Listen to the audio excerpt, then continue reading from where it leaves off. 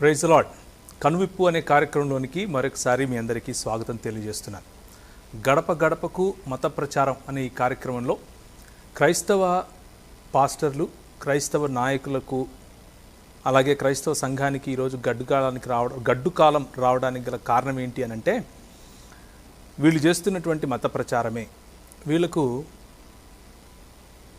ఈ దేశంలో హక్కులు ఉన్నాయి కానీ బాధ్యతలు లేవా అని అడుగుతూ, బాధ్యతారహితంగా అంటే వాళ్ళ సువార్తను లేకపోతే వాడి మత ప్రచారం చేసుకోవటాన్ని బాధ్యతారాహిత్యంతో పోలుస్తూ, బాధ్యతారాహిత్యంగా వాళ్ళు ప్రవర్తించినందుకే మేము వాళ్ళపైన దాడులు చేస్తున్నాం, మమ్మల్ని దాడులు చేయనీయక, చట్టపరంగా చర్యలు తీసుకోనీయక, చట్టం మా చేతిలో ఉంది కాబట్టి అది మా చుట్టంలాగా మేము దాన్ని వాడుకుంటాం అని అంటూ ఉంటే మీరు తిరిగి ప్రశ్నించడం ఎంత న్యాయం, ఎంతవరకు న్యాయం, మా తడాఖా చూపిస్తాం అనేటటువంటి కొంతమంది క్రైస్తవ వ్యతిరేకులు లేకపోతే సభ్య సమాజ వ్యతిరేకుల కోసం ఈ ప్రోగ్రాం చేయటం జరుగుతూ ఉంది. ఇది చేయొచ్చు. సో గడప గడపకు మత ప్రచారం అనే ఈ కార్యక్రమంలో మొదటగా ఒక 5 నిమిషాల పాటు 2 క్లిప్స్, ఒకటి హిందీలో ఒకటి తెలుగులో చూద్దాం. ఆ తర్వాత చర్చలోకి వెళ్దాం. చర్చలో ఈరోజు మనతో పాల్గొనడానికి స్టూడియోలో మనతో పాటు నవీన్ కుమార్ వడ్డే గారు ఉన్నారు. నవీన్ గారు స్వాగతం. అలాగే మనతో పాటు డిజిటల్ మీడియాల ద్వారా, డిజిటల్ ప్లాట్ఫామ్స్ ద్వారా మొట్టమొదటిసారిగా మనతో అందుబాటులోకి వచ్చినటువంటి వెంకటేష్ గారు, వరంగల్ ప్రాంతం నుంచి. వెంకటేష్ గారు, మీకు మొట్టమొదటిసారి కనువిప్పు కార్యక్రమంలోనికి స్వాగతం తెలియజేస్తున్నాను. అలాగే తూర్పుగోదావరి జిల్లా నుండి మనతో పాటు ఈరోజు విజయ్ కుమార్ గారు, CGTI విజయ్ కుమార్ గారు కూడా అందుబాటులో ఉన్నారు. Thank you very much brother for taking time. ముందుగా క్లిప్స్ చూద్దాం. క్లిప్స్ చూసిన తర్వాత చర్చలోకి వెళ్దాం.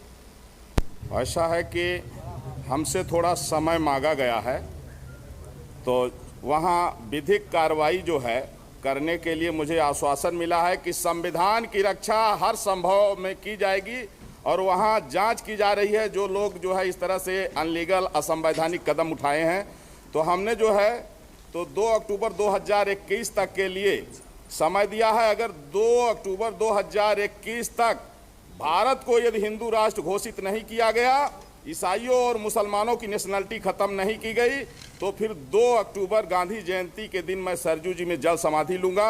क्योंकि देश का विभाजन हिंदू मुसलमान के नाम पर हुआ है और मुसलमानों ने उस समय जो है कहा कि हम हिंदुओं के साथ नहीं रह सकते हैं, हमको अलग देश चाहिए, और पाकिस्तान, बांग्लादेश उनको दिया गया जो मुस्लिम देश घोषित हो गया। तो कम से कम दुनिया में एक देश तो हिंदुओं के लिए बचे। आज दुर्भाग्य है कि वेस्ट बंगाल में जितने यहाँ के मुसलमान हैं वो भी रोहिंग्याओं के साथ मिलकर के एक तरफ से हिंदुओं की हत्या कर रहे हैं, और उसी तरह जो है तो तमिलनाडु में हो रहा है, केरल में हो रहा है। जहाँ भी मुस्लिम आबादी ज़्यादा है उनको पाकिस्तान से प्रेम है, लेकिन हिंदू और हिंदुस्तान से नफरत है। ये हिंदू और हिंदुस्तान के वजूद को मिटाना चाहते हैं। इसलिए अब आवश्यक है कि भारत को हिंदू राष्ट्र घोषित किया जाए, और अगर ऐसा नहीं होगा तो मैं जगत गुरु परमहंस आचार्य पीठ स्थित तपस्वी छावनी राम घाट अयोध्या से हमने इनको 4 महीने का समय दिया है, नहीं तो गांधी जयंती के दिन 2 अक्टूबर 2021 को सरजू जी में जल समाधि लूंगा। आशा करता हूं कि आदरणीय प्रधानमंत्री नरेंद्र मोदी जी के नेतृत्व में संविधान की रक्षा के लिए यह महत्वपूर्ण कदम जरूर उठाया जाएगा। कि जब वहाँ की स्थिति से पता लगा कि जब वहाँ राज्यपाल महोदय पीड़ितों से मिलने के लिए गए, तो जिस तरह से वहाँ के मुस्लिम समुदाय ने, रोहिंग्याओं ने उनके साथ में जो बदसलूकी किया, इससे ये पता लग रहा है कि अब पूरे देश में मुसलमानों की नागरिकता समाप्त होनी चाहिए, भारत हिंदू राष्ट्र घोषित होना चाहिए। नहीं तो 13 बार भारत के बंटवारा हो चुका है और अब स्थिति में भारत नहीं है कि फिर से ये बंटवारा झेल सके। इसलिए राष्ट्र की एकता और अखंडता के लिए चाहे जान चले जाए, लेकिन मुसलमानों की नागरिकता समाप्त होनी चाहिए, भारत हिंदू राष्ट्र घोषित होना चाहिए, और इसके लिए हमने 4 महीने का समय दिया है। महाराज जी, अगर वो यहाँ शरणार्थी बन के रहेंगे, जब यहाँ पार्टीशन नहीं हो रहा था, हिंदुओं ने कहा कि नहीं हम మన దేశంలో అన్ని మతస్థుల సంఖ్య పెరగడం, వాళ్ళు చేసే గొడవల గురించి మనందరికీ తెలుసు. భారతదేశంలో బస చేసిన అన్ని మతస్థులు 1947 నుంచి 2017 వరకు 3 కోట్ల నుంచి 30 కోట్లకు చేరింది. అంటే 70 సంవత్సరాలకు 10 రెట్లు పెరిగింది. అన్ని మతస్థులను ఎందుకన్నానో మీకు అర్థమైంది. ఒక సంఖ్యా ప్రశ్న చూద్దాం. ఈ రోజు పుట్టిన మీ అబ్బాయి లేదా అమ్మాయికి 70 సంవత్సరాల వయసు వచ్చే వరకంటే 2090కి అన్ని మతస్థుల జనాభా ఎంత ఉంటుంది? జవాబు 30 కోట్లకు మళ్ళీ 10 రెట్లు అంటే 300 కోట్లు అవుతుంది. అప్పుడు పరిస్థితి ఎలా ఉంటుందో ఒక్కసారి ఆలోచించండి. మన ఆస్తికి ఏం జరుగుతుంది? మన వ్యాపారానికి ఏం జరుగుతుంది? మన ఉద్యోగానికి ఏం జరుగుతుంది? మన దేవాలయాలకు ఏం జరుగుతుంది? పాఠశాలకు వెళ్ళినటువంటి మన కుమార్తెలకు ఏం జరుగుతుంది? మన రాజ్యాంగానికి ఏం జరుగుతుంది? అదలా ఉంచితే మన జాతి గౌరవానికి ఏం జరుగుతుంది? మన రిజర్వేషన్లకు ఏం జరుగుతుంది? మనం ఏం చేయగలం? ఒక్కసారి ఆలోచించండి. ఇదంతా ప్రధానమంత్రి చేయాలి అంటారా? అయితే నవంబర్లో రాజ్యసభలో జాతీయవాద కేంద్ర ప్రభుత్వానికి మెజారిటీకి వస్తుంది. మరియు డిసెంబర్ 1, మార్చి 31 మధ్యలో 25 కొత్త బిల్లులు ఆమోదించబడతాయి. జనాభా నియంత్రణ అత్యంత ముఖ్యమైనటువంటి బిల్లు అందులో. అప్పుడు దేశద్రోహ ప్రతిపక్ష పార్టీలు ఏం చేస్తాయో మనందరికీ తెలుసు. జననాల సంఖ్య పెంచుకుని హిందువుల ఆస్తులు స్వాధీనం చేసుకుందాం అనుకుంటున్నటువంటి ఈ అన్య మతస్థులు ఏం చేస్తారో ఒక్కసారి ఆలోచించండి. విధ్వంసం, దేశంలో హింసాకాండలు మొదలు పెడతారు. ఆల్రెడీ మొదలు పెట్టారు. మరి అంతర్యుద్ధాన్ని నివారించడానికి మనం ఏం చేయాలి? యుద్ధం వచ్చినప్పుడే పరిగెడదాం అనుకోకుండా ఇప్పటి నుంచే జాగ్రత్తగా ఉండాలి. ఎలా? మన చుట్టూ ఉన్న హిందువులను జాగృతం చేయండి. ఐక్యత మరియు అవగాహనతో మాత్రమే ప్రయోజనం ఉంటుంది అనే విషయాన్ని మనందరం గుర్తుపెట్టుకోవాలి. మరి ఐక్యత కొరకు మనమేం చేయాలి? మనమున్న చోట స్థానికంగా ఉంటూ మన దేశం కోసం, ధర్మం కోసం అహర్నిశలు నిస్వార్థంగా పనిచేసే RSS, VHP, Bajrang Dal, ABVP, Hindu వాహిని, ధర్మ జాగరణ వంటి అనేక హిందూ సంస్థలు, ఇంకా చాలా సంస్థలు కూడా పనిచేస్తున్నాయి. ఈ పై సంస్థల్లో ఎవరో ఒకరికి ముందస్తుగా మీరు సమాచారం ఇచ్చి మీరు మీ వీధిలో స్థానికులతో పెట్టబోయే సమావేశానికి రమ్మని దేశంలో జరుగుతున్న, దేశంపై ధర్మంపై జరుగుతున్న సంఘటనల గురించి అవగాహన కల్పించమని వారిని ఆహ్వానించండి. వారంలో ఒక్కరోజు మీ పొరుగు వారిలో 3-4 మందిని తీసుకొని మీ వీధి ఆలయంలో లేదా మీ వీధి సమాజంలో కూర్చొని ఆపై వచ్చే వారం అదే రోజు అదే సమయంలో మీ వీధిలో 8 నుంచి 10 మంది పొరుగు వారిని ఆహ్వానించండి. ఈ ప్రక్రియని 3 వారాల పాటు పునరావృతం చేయడం ద్వారా మీ వీధి మొత్తం వారపు సమావేశాల్లో ఉంటుంది. అంటే వీక్లీ మీటింగ్. వీధిలో మీరు ఏర్పాటు చేసే సమావేశాల్లో భక్తి, ఆరాధన తర్వాత మాట్లాడండి. ముఖ్యంగా అన్య మతస్థులు చేయబోయే దాడుల గురించి, మనం అందించుకోవాల్సిన సహకారం గురించి, పరిశుభ్రత గురించి, ఆరోగ్యం గురించి చర్చించండి. ఇది చాలా ఇంపార్టెంట్. చరిత్రలో అన్య మతస్థులు హిందువులపైన చేసిన దాడులు, హిందూ దేవాలయాల ధ్వంసం గురించి మొదటగా చర్చించండి.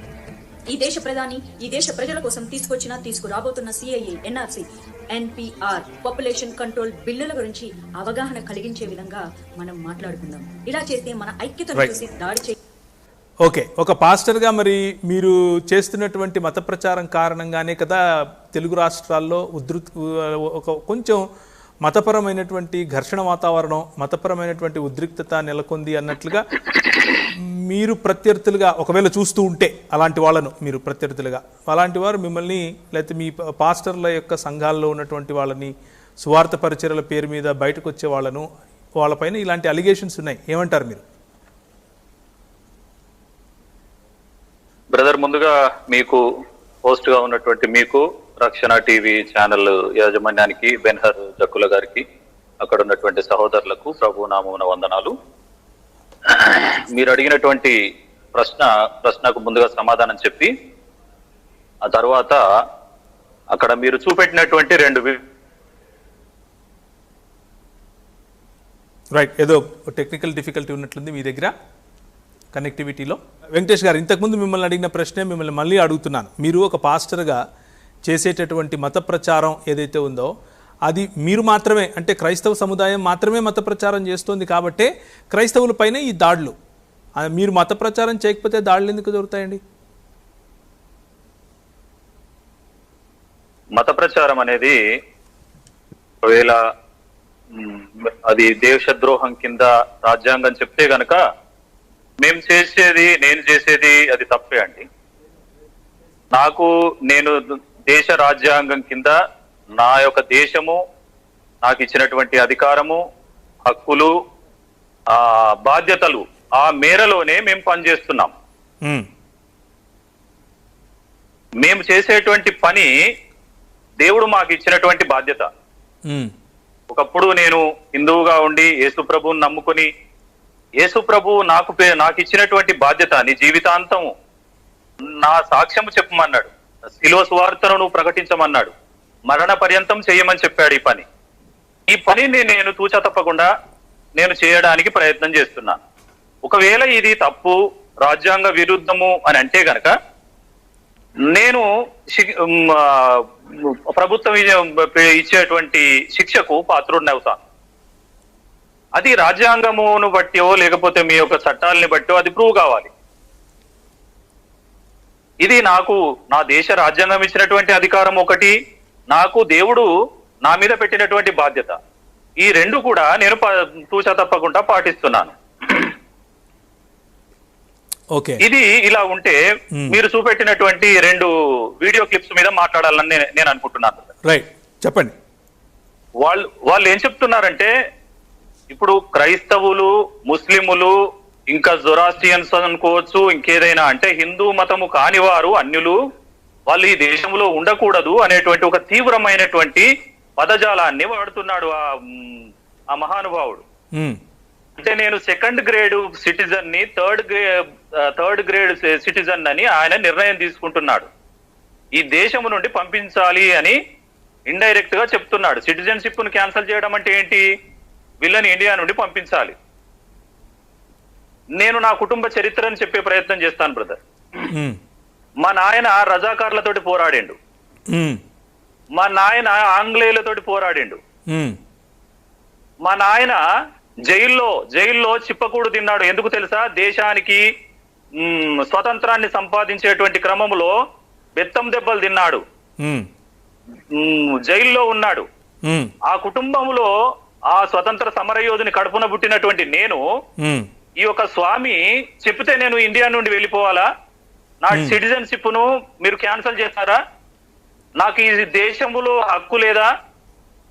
ఈ దేశానికి స్వాతంత్రం సంపాదించి పెట్టినటువంటి ఒక వ్యక్తికి కుమారుణ్ణిగా ఈ దేశంలో రాజ్యాంగం నాకు ఇచ్చినటువంటి హక్కును నేను అవలంబించేటువంటి హక్కు నాకు లేదా? ఇప్పుడు హిందువులు కాని వాళ్ళు ఏదో దేశద్రోహులు గలాటా సృష్టిస్తారు అని ఏదో క్లిప్పింగ్స్ ఒక మేడం మాట్లాడుతున్న ఒక దాంట్లో ఎవరో పరిగెడుతుంటే ఏదో భయానకమైనటువంటి వాతావరణాన్ని చూపిస్తూ మాట్లాడుతున్నది ఆమె. అంటే అలా చేయమని ఆమె చెప్తోంది అని మీకు అనిపిస్తుందా? అంతే కదా. ఇప్పుడు క్రైస్తవులను పంపించాలి, ముస్లింలను పంపించాలి అన్నప్పుడు ఏ విధంగా పంపిస్తారు? ఈ యొక్క అన్యులను అంటే హిందువులకు అన్యులుగా ఉన్నటువంటి మనల్ని ఎక్కడికి పంపిస్తారు, ఏ విధంగా పంపిస్తారు? దానికి ఉన్నటువంటి మీకున్నటువంటి అధికారం ఏంటి? అంటే భయాందోళనలు రేకెత్తించే ప్రయత్నం ఇది అంటారా? అంతే కదా బ్రదర్. ఏ క్రైస్తవుడు కూడా దేశములో అల్లకల్లోలం కావాలని, దేశంలో అశాంతి ఉండాలని, ఒకరినొకరు ద్వేషించాలని ఎవరు అనుకోరు. నా బైబిలు, నా యొక్క దేవుడు నాకు ఇచ్చినటువంటి వాక్యము, ఆ బైబిలు ఇది బోధించలేదు. ఒకవేళ ఆ బైబిల్లో ఇది ఉంటే గనక నేను యేసు ప్రభువుని నమ్ముకునేవాడిని కాదు. క్రైస్తవుని యొక్క సౌఖ్యము, క్రైస్తవుని యొక్క ప్రార్థన, క్రైస్తవుని యొక్క కమిట్మెంటు, అసలు రాజ్యాంగాన్ని తూచా తప్పకుండా పాటించే వాళ్ళేనండి క్రైస్తవులు. బైబిల్లో ఏముందంటే మీ రాజు కొరకు ప్రార్థించండి అని ఉంది. ఆ రాజు ఏ మతస్థుడు అని చెప్పలేదు. మీ రాజు కొరకు ప్రార్థించండి, మీ అధికారుల కొరకు ప్రార్థించండి, మీ శత్రువును ప్రేమించండి, ఒకడు మీ చెంప మీద కొడితే మరొక చెంప చూపెట్టండి, మీ అంగి లాక్కొని పోతే మీ కండువ ఇచ్చేయమని చెప్పిండు దేవుడు. ఇలాంటి త్యాగపూరితమైనటువంటి అంశాలతోటే ముడిపడి ఉన్నది క్రైస్తవ జీవితం, ఒక క్రైస్తవుని జీవితం. ఇలాంటి వాడిని దేశద్రోహిగానో, దేశంలో అల్లకల్లోలం సృష్టించేవాడిని గానో, ఒక ఉగ్రవాదిగానో మీరు ఇట్లా చిత్రీకరించడం అనేది దేశానికి క్షేమం కాదు. దేశం యొక్క సార్వభౌమాధికారాన్ని కాపాడుతూ మరి దేశానికి శాంతి సమాధానాల్ని. వెంకటేష్ గారు, దేశానికి క్షేమం కానప్పుడు మీరు ఇవన్నీ మానేయచ్చుగా? మానేయమని రాజ్యాంగం చెప్పాలండి మాకు. మానేయమని రాజ్యాంగం చెప్తే ఊరుకుంటాం. అప్పుడు మా హక్కుల గురించి మేము పోరాడతాం. ఆ రాజ్యాంగాన్ని సర్వమానవాళి హక్కులను కాపాడేటువంటి విధంగా అది ఉండాలని రాజ్యాంగాన్ని రీస్టోర్ చేసే విధంగా మేము పోరాడతాం. ఎందుకంటే పోరాటం మాకు కొత్త కాదు. మా నాయన మా తాత దేశం యొక్క స్వాతంత్రం కొరకు పోరాడిన్లు. పోరాటం మాకు కొత్త కాదు, త్యాగాలు మాకు కొత్త కాదు. సో ఇప్పుడు ఖచ్చితంగా మేము ఇవన్నీ సరే. వెంకటేష్ గారు, ఒక ప్రశ్న అడుగుతాను, సింపుల్గా సమాధానం చెప్పండి. ఇప్పుడు మీరు ఆఫీసులకు వెళ్తారు, ఆఫీసుల్లో యోహాను 3:16 అని ఇంత పెద్ద క్యాలెండర్ పెడతారు, అది మత ప్రచారమే. మీ ఆఫీసుల్లో మీ బెంచుల పైన కరపత్రాలు ఉంటాయి, అది మత ప్రచారమే. మీరు వేసుకునే టీషర్ట్ల పైన ఏసే దేవుడు అని ఉంటుంది, అది మత ప్రచారమే. మీరు దోలే కార్ల పైన ఏదో వాక్యాలు రాసుకుంటారు, మీరు ఏం చేసినా మత ప్రచారమే చేస్తారు కదా, అందుకే కదా ఈ గొడవలన్నీ. ఇది తప్పని ఎవరు చెప్పారండి? సో తప్పు కాదంటారు మీరు? చెప్పిందా? రాజ్యాంగం చెప్పిందా? ఎవరు చెప్పిండ్రు? నా ప్రధానమంత్రి చెప్పలేదు, నా ముఖ్యమంత్రి చెప్పలేదు, నా హోంమంత్రి చెప్పలేదు. ఇవి తప్పని ఎవరు చెప్పలేదు కదా. సో అవి తప్పని చెప్పే రోజులు వచ్చేసాయి అంటే ఏమంటారు? వచ్చినప్పుడు పోరాడతాం బ్రదర్. ఇందాక నేను అదే చెప్పిన, ఆంగ్లేయులను పారదోలినటువంటి ఈ యొక్క బ్లడ్ అది లైవ్ గా ఉన్నది. మా హక్కులను మేము కాపాడుకుంటాం, మేము పోరాడతాము. రాజ్యాంగ స్ఫూర్తిని, రాజ్యాంగం కింద అందరూ అన్ని సర్వ మతాలు కూడా సౌఖ్యంగా ఉండాలని, ఐక్యతతో ఉండాలని, భాయిచారా కాపాడాలని మేము పోరాడతాం బ్రదర్. మా సాధారణ హిందూ సోదరుల గురించి కూడా మేము పోరాడతాం. ఈ మాట చాలా బాగుంది. మీ సాధారణ హిందూ సోదరుల గురించి కూడా పోరాడతాం అంటున్నారు. అంటే ఏంటి వ్యత్యాసం క్రియేట్ చేస్తున్నారా? సాధారణ హిందూ సోదరులు మిగిలిన వాళ్ళు ఎవరు? అసాధారణులా? అసాధారణమే బ్రదర్. అది ఒక మాటలో చెప్పాలంటే ఉగ్రవాదం. ఓకే, వాళ్ళు హిందూ మత క్షేమాన్ని కూడా కోరుకోవడం లేదు వాళ్ళు. ఓకే, ఇది మీరు అండర్లైన్ చేసుకోండి. హిందూ మత క్షేమాన్ని, హిందూ మతం యొక్క హిందువుల యొక్క మంచితనాన్ని వాళ్ళు ఎక్స్పోజ్ కాకుండా చేస్తున్నారు. హిందువులు అంటే విజయ్ కుమార్ గారు మీరు మాట్లాడుతుంటే నవ్వుతున్నారు ఏంటి విజయ్ కుమార్ గారు? సాధారణ హిందువులు, అసాధారణ హిందువులు అంటే మీరు నవ్వుతున్నారు ఎందుకని? సార్, సోదరులు వెంకటేష్ గారు మాట్లాడుతూ చెప్పిన మాట గత కాలం గుర్తు చేస్తుంది సార్. వెంకటేష్ గారు కోర్టు, బడి, గుడి, ఆసుపత్రి అన్న తేడా లేకుండా ప్రతి జాతీయ కట్టడం లేకపోతే రాష్ట్రానికి సంబంధించినటువంటి కట్టడం సమయంలో కూడా అక్కడ స్థానికంగా గుళ్ళు, గోపురాలు లేకపోతే హిందూ మత ఆచారాలతో వాటిని కట్టడాలు, హిందూ మత ఆచారాలే అక్కడ కనిపిస్తూ ఉంటాయి. అది కూడా మత ప్రచారం కిందకే వస్తుంది అంటూ నవీన్ గారు చెప్తున్నారు. మరి మిగిలిన ఇంతకుముందు నేను అడిగిన ఇప్పుడు అంటే హిందువులు చేస్తే మత ప్రచారం కాదు, మీరు చేస్తే మత ప్రచారం అన్న ఈ క్రియేషన్ ఏదైతే ఉందో, ఈ నరేటివ్ ఏదైతే క్రియేట్ చేస్తున్నారో దాన్ని మీరు ఏ విధంగా ఎదుర్కొంటారు? అది పక్షపాత ధోరణి అండి. ఓకే, అది పక్షపాతము. ఈ దేశంలో ప్రతి మతము వారు అవలంబించడానికి, ప్రచారం చేసుకోవడానికి ఏదైతే హక్కు ఉందో ఆ హక్కును హిందువులు వాడుకోవాలి, ముస్లింలు వాడుకోవాలి, క్రైస్తవులు వాడుకోవాలి, ఇంకా ఇతరత్ర ఏ మతస్థులు ఉన్నా కూడా వాడుకోవాల్సిందే. ఎవరికి ఏ మతం మీద విశ్వాసం ఉంటే దాన్ని అవలంబిస్తారు, నమ్ముతారు, వారి దేవుళ్లను కొలుచుకుంటారు, ఆరాధించుకుంటారు. ఇందులో ఏ ఒక్కరు కూడా మరొకరికి ఆటంకం కలిగించడం అనేది అది నేరం అవుతుంది. రాజ్యాంగాన్ని అవలంబించేటువంటి పూచా తప్పకుండా దాన్ని ఫాలో అయ్యేటువంటి వాళ్ళను దేశద్రోహులు అనడము అది దేశద్రోహం. ప్రశ్నించిన వాళ్లకు సమాధానం చెప్పడం అనేది అది పరమత దూషణ అంటే అది సరి అయినటువంటి విషయం కాదు. ఇది అసలు ఈ సమస్య ఎక్కడ ప్రారంభమైంది అనేది మూలాల్లోకి వెళ్ళి ఆ యొక్క మూలంలో మీరు దానికి ట్రీట్మెంట్ ఇవ్వాలి. కానీ పైన చూసి ఎక్కడ ఈ సమస్య ఎక్కడ మొదలైందంటారు? మీరేమంటారు? ఇప్పుడు చూస్తున్నాం కదా బ్రదర్, గత 5-6 సంవత్సరాలుగా క్రైస్తవ్యం మీద పుస్తకాలు రాస్తూ యేసుక్రీస్తును దూషిస్తూ కడుపు తరుక్కపోతుందండి. యేసుక్రీస్తును అనకూడని మాటలు మా నోటితో అనలేను నేను, అంత ఈజీగా అనేస్తున్నారు వాళ్ళు. బాజాప్తా ఇప్పుడు ఆ లోపల జైల్లో ఉన్నటువంటి వ్యక్తులను బయటికి తీసుకొస్తే ఇంకా మా విశ్వరూపం చూపిస్తామని అంటున్నారు, వీడియోలు పెడుతున్నారు. వాళ్ళకి అంత బలం ఎక్కడి నుంచి వచ్చింది? అది మత పీఠాల దగ్గర నుండి వచ్చిందా, లేకపోతే ప్రభుత్వాలు ఇస్తున్నాయా వాళ్ళకు బలాన్ని? వెనక ఎవరున్నారు? అది బయటికి రావాలి. రాజ్యాంగాన్ని కాపాడాలి అనేది ప్రతి ఒక్క క్రైస్తవుని యొక్క కోరిక. ఓకే, ఒక కాల్ తీసుకుంటాను. మాకు ఇచ్చినటువంటి హక్కులను కాపాడండి. ఒక కాల్ తీసుకుంటాను. చెప్పండి వెంకటేష్ గారు, కంటిన్యూ చేయండి. అదే బ్రదర్, మనము దేశము క్షేమంగా ఉండాలి, ఎవరు కాదు హిందువులు కూడా క్షేమంగా ఉండాలంటే అన్ని మతాల యొక్క హక్కులను పరిరక్షించాల్సినటువంటి అవసరత ఉంటది. లౌకిక దేశంలో అన్ని మతాల యొక్క క్షేమమే హిందూ మతం యొక్క క్షేమం, అది గుర్తించాలి. ఈ యొక్క కుహానా మేధావులు, ఈ మత ఛాందసవాదులు ఎవరైతే ఉన్నారో వీళ్ళు కొందరు ఫండింగ్ ఇచ్చి సాగుతున్నటువంటి కొన్ని శక్తులు ఇవి, అంతేగాని వెనక కొన్ని పెద్ద పెద్ద శక్తులు ఉంటాయి. అవేంటి అనేది గుర్తించాలి. సర్వ మతాల యొక్క హక్కులను కాపాడాలి అనేటువంటిదే నా యొక్క మాట అండి, నా యొక్క నినాదం.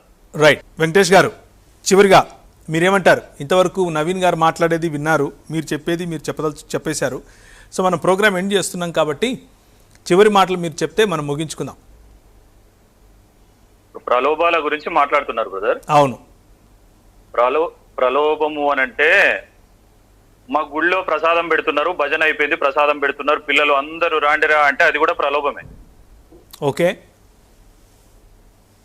ఇది నేను హిందువుగా ఉండి యేసు ప్రభువును నమ్ముకున్నాను, నన్ను ఎవరూ ప్రలోభ పెట్టలేదు. నేటికి కూడా నేను టైలర్ పని చేసుకుంటూ నా స్వశక్తితోటి నా డబ్బులు నేను తినుకుంటూ, దేవుడు నాకు చెప్పింది ఏంటంటే ఇతరులకు సహాయం చెయ్యి అని. ఎవరైనా అవసరతల్లో ఉన్న వారికి సహాయం చేయడం ప్రలోభం అని మీరు పేరు పెడితే నేనేం చేయలేను. ఎవరిని బలవంతం చేయను. నా మంచితనాన్ని, క్రీస్తు యొక్క స్వభావాన్ని ఇతరులకు చూపెట్టే ప్రయత్నం చేస్తాను. దానికి మీరు ఏం పేరు పెడతారు అనేది అది నా పరిధిలోని విషయం కాదు, అది మీ ఇష్టం.